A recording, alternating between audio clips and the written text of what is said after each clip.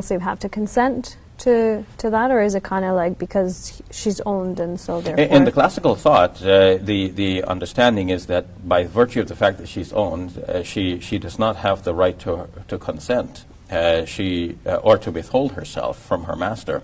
The master has the full right over her, and her consent does not play anything in this relationship. We should understand that in the ancient world, women did not have many rights, and even marriage was not as we might expect it today, like a relationship of equality between spouses. So in the Quran itself, a woman is, her husband is referred to as her Baal, which literally means her Lord.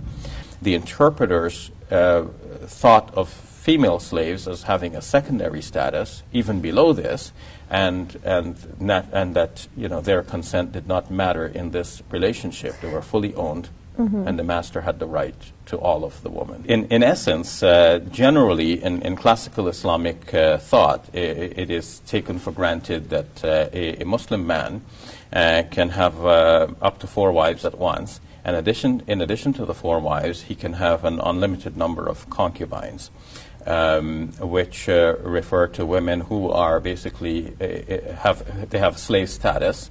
When they are owned by her master, a woman owned by her master has to freely give herself to the master. The master has the right to have sexual relations with her as though she were one of his wives. The believers are those who guard their private parts except from their wives and what their right hands possess.